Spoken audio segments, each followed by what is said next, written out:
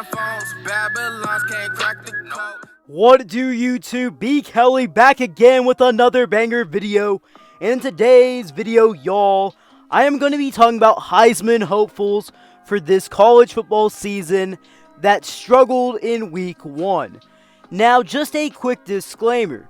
I am not saying any of these guys will not win the Heisman this season. It is only week 1 and the season is still beginning. And I believe all of these guys are going to be Heisman frontrunners this season and will have spectacular seasons as we speak. It's just week 1 was not their week. Before I move on with the video, remember to smash that like button and subscribe if you haven't already, as I would highly appreciate it since we're on the road to 10K. Now let's get into it. The first player that I'm going to be talking about is quarterback from North Carolina, Sam Howell. Now going into the 2021 season, many view Sam Howell as the top quarterback in all of college football right now, and according to CBS Sports, he currently ranks in 6th place right now for Heisman odds heading into the season with a 15-1 odd. For North Carolina's first game to kick off the 2021 season, they would travel up to Virginia Tech to play in one of the toughest environments in college football, since their fans, they get very into it in the games, and North Carolina was a top 10 team, and obviously, when you're one of the biggest teams in college football right now, people are going to try to upset you every week. And to keep it short, the game did not go North Carolina's way at all.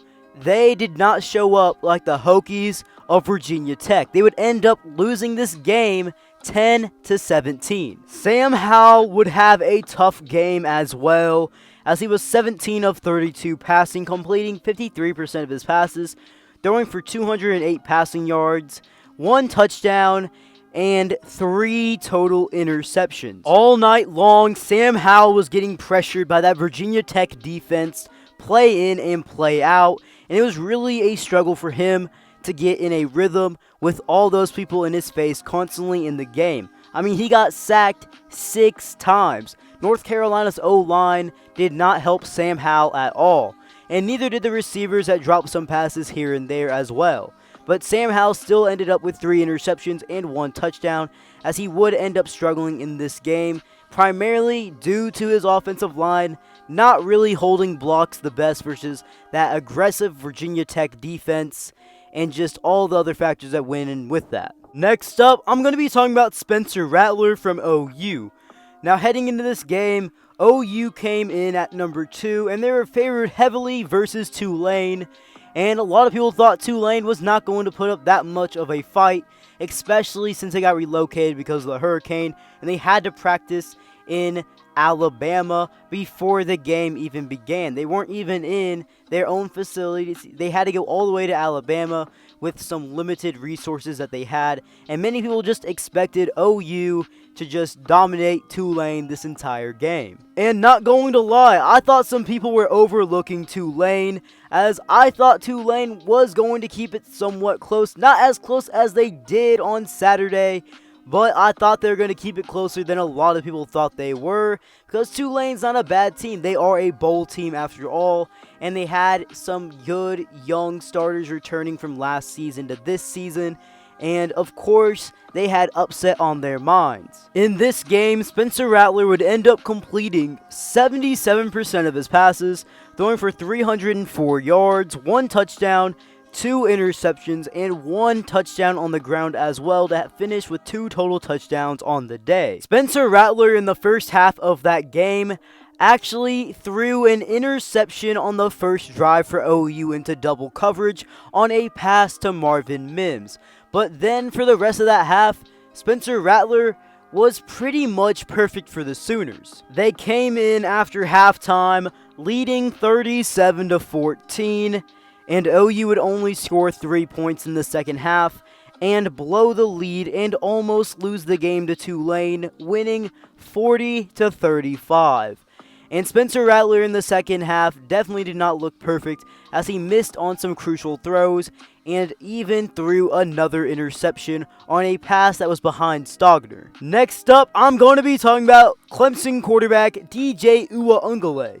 Now, DJ in this game struggled a lot with Georgia's defense, as did Clemson's O-line and the rest of Clemson's team, as if your O-line's not good, your team is going to struggle as a whole on the offensive side of the ball, and that's just what happened. DJ got sacked 7 times. He went 19 of 37 for passing, completing 51% of his passes. He threw for 178 passing yards, 0 touchdowns, and the only touchdown that came in that game was a pick 6 thrown from DJ. Clemson would end up losing this game 10-3, and Clemson's offense got dominated by Georgia's defense, which ended up in DJ not having the best day out there. Sticking with Clemson versus Georgia, I'm going to be talking about Georgia quarterback JT Daniels. Now, JT Daniels, just like a few of the other quarterbacks I've talked about so far, is also seen as a top quarterback in this season. And for his season debut versus Clemson, he really was not all that, just like DJ Unga, except he wasn't as bad as him with some of his passes, and nor was he pressured as much as DJ in that game. His stats versus Clemson were he completed a total of 22 out of 30 of his passes, threw for 135 yards, 0 touchdowns, and 1 interception. Now back to another ACC quarterback. We have Derrick King from Miami. He played Alabama this past weekend, who is the #1 team in the nation, and some people thought Miami was going to possibly pull off an upset on a young Alabama squad that really doesn't have the most experience starting on that team. But something you cannot do is bet against Nick Saban, and this game really showed why, as Miami lost 44-13. Derrick King in this game completed 22 of his 30 passes with a pass completion percentage of 77%. He threw for 179 yards, 1 touchdown, and 2 interceptions, and he really was never able to get it going on the ground either. The final player I am going to be talking about in today's video is seen as the #1 running back heading into this season, as he came off a 2020 campaign where he absolutely tore it up in 12 games, where he rushed for 1,572 yards and 21 total touchdowns on the ground, and that is Iowa State running back Breece Hall. In Iowa State's first game, they would take on FCS opponent Northern Iowa, and overall, this game wasn't very good for the Cyclones, as they would end up winning 16-10. Now, I understand that they've struggled a lot during week 1s, and that's pretty much been their entire history with their football program, is struggling in week 1, no matter how good their team might be, especially this one that is seen as a potential playoff team this season.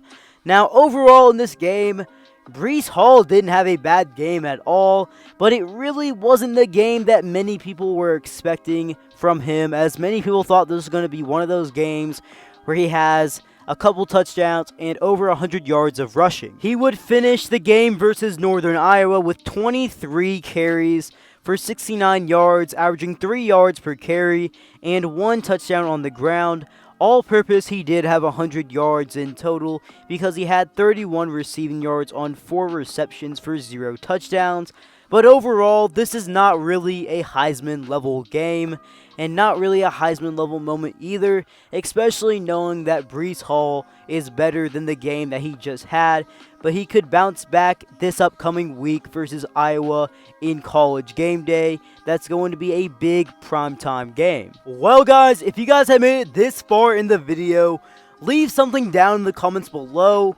Who impressed you the most week 1? The player that impressed me the most was quarterback for Alabama, Bryce Young. And before you head out, remember to smash that like button, turn on them post notifications, and subscribe for more videos. B. Kelly, out.